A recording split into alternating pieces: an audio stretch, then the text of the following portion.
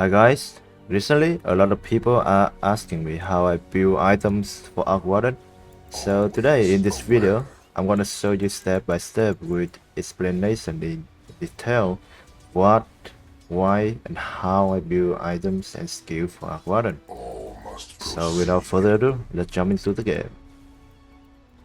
So the first thing you need to know is that Arc Warden is reworked in the patch 7.33. What I mean by that is that now Arc Warden has two different skill sets. So the one we are looking here, we call it the old one, and this skill set over here, we call it the new one. You can see the difference in its color, right? The new one has a deeper blue color compared to the old one. See, when you start in Radiant side, you start with the old one, and when you start with Dire, you start with the new one. Easy, simple as that. It's quite straightforward. Okay. So what is the difference between these two skill sets? So the first skill is the flush. With the old flush, you have more slow and less damage, but with the new flush, you have less slow with more damage. I'll show you. You have the movement of this hero is 233. With the old one, yeah, the movement is 185, so it has more slow.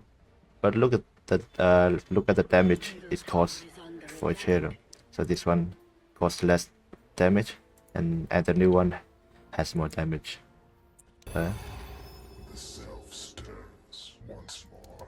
So the second skill is the mana field. With the old one, like we already know, it gives you 100 evasion bonus and 80 attack speed bonus that you can hit. It gives you 100 evasion bonus here. Okay. But with the new one, it gives you 150 bonus attack range and 80 bonus attack damage. And please be aware that this attack damage is magic damage. So if I use it, I can hit this spell from here, which I cannot hit by using this one. You see? Okay. And the third skill is the spark. I think this rework is so OP for the new one, because with the old spark, like we already know, it has 2-second activation, and the rave speed is 400. Okay, and it will have more damage but more activation delay. It has to take about 2 seconds to activate the spark. But with the new one, you only have 1 second activation delay, and the rave speed is much faster, 7 to 5. But in trade-off, it will have less damage. With the new one, you see, it's really quick, only 1 second. But with the new one, it has more damage but longer activation delay. I assume that you understand how Arc Warden works in this patch. Now the power of Arc Warden is the magnet field. It's a game changing for Arc Warden in this patch, especially when you have Glimmer. You can slow kill almost anyone. It hurt. Level 15.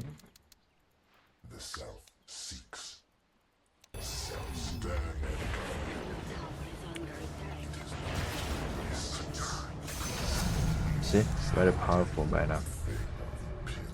And since the Glimmer is combined from Maelstrom and Lord of Aethos. The question would be, what item should you get first, right? Well, it depends. If your team lacks disable and stun skills, you definitely go with Lord of Aethos first.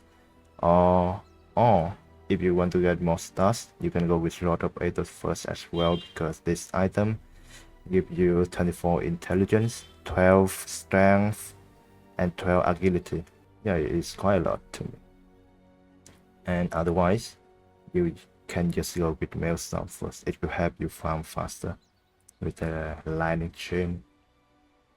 So after you have Glimmer, what item you will get next?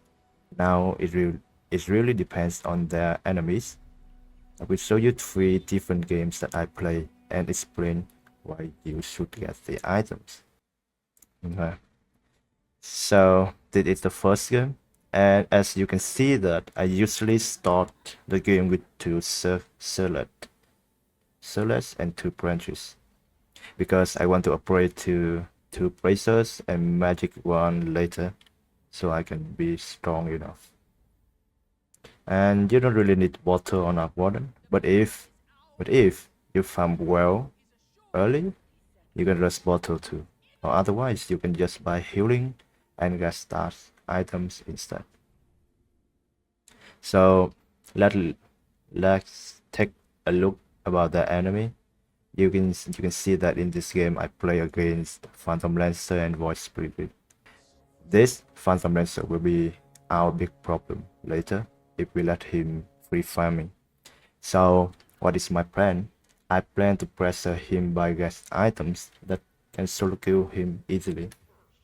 It could be Calamia, Silver Edge, and Hex. And you don't want to get Manta against PL. This item will be useless against PL. You won't be able to hit PL with this item because your illusion is far less than his illusions. So that's why you can see that I get Shadow Blade straight after Glimmer. Shadow Blade, I get straight after Glimmer, so I can solo kill somebody. And apart from Phantom Lancer, you see that they have to support that very soft CM and Skylark Mage, right? So with these 2 items, you can easily solo kill them if they go alone. Okay. For example,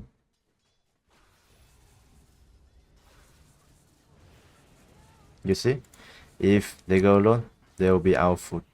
Yeah, and because we already have Hex in this game. Now we can't kill anybody, and you can see this time I killed Phantom Lancer.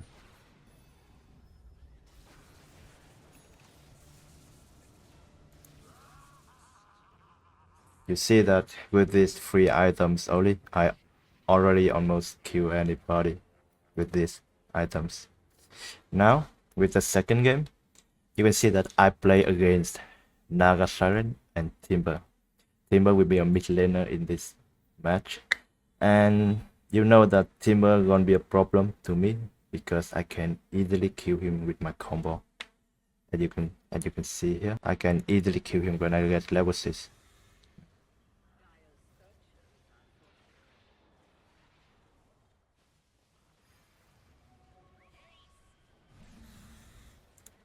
And more?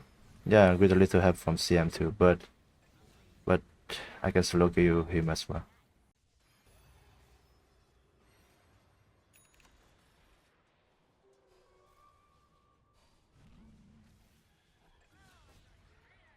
Yeah, you see? So as you can see, the Timber gonna be our problem. The big problem is Naga Siren. And the best item to against Naga Siren is the Manta style and the acronym shot. As you know that Naga is powerful because of his 3rd skill, which is a magic skill. But if we have Manta and shot in place, Naga gonna be able to fight 1 vs 1 with Arc Warden. But with shot, we have 40 magic resistance if we stay in the bubble. And if we double the bubbles, it will give us about 80% magic resistance. So it is a lot of damage reduction from Naga Sirens. Okay, I'm gonna show you.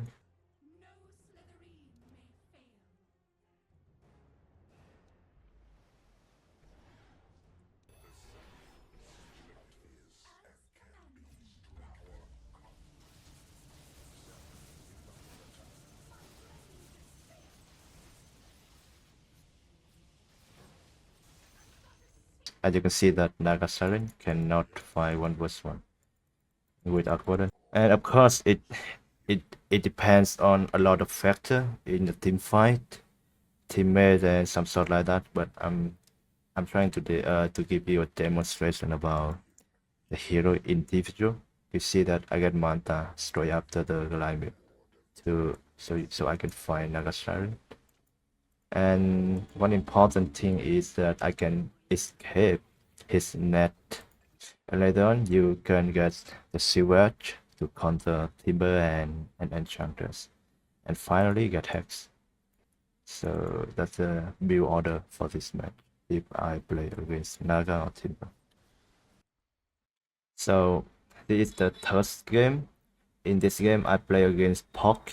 As you know that Goliath is not a good item against Puck because he can still get away after being rooted. So I decide to rush Hex after the Goliath to counter this hero straight after the Goliath to counter Puck. So because the enemy has SB, the Spirit Breaker, we definitely need Nullifier to counter this annoying hero because his Windows has 70% status resistance, so no way we can catch him without Nullifying. So sometimes Nullifier is so underrated. A lot of people don't know how powerful this item is. This item is a nightmare to all the supports because you cannot air, you cannot fox stab, you cannot use ghost to escape, you cannot use the glimmer cape too. Even the air on this cannot save you. Let me show you. You cannot ghost, you cannot air, you cannot glimmer cape, you cannot air on this, and you cannot fox stab too. So in summary, if you want to play Arc Warden as a mid laner very effectively, the Glimmer, from my opinion, is the must-have item. The first must-have item. And the next item depends on the enemy. You can get Manta Style, Silver Edge, or Hex, or even the Hurricane Pike if there's Phantom Assassin in the enemy, because you can fox him away. That's fine.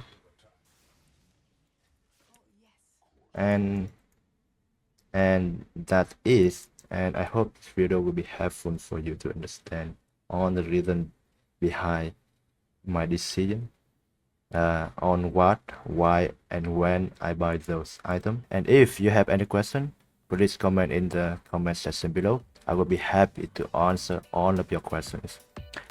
And goodbye, farewell, and I see you in the next video.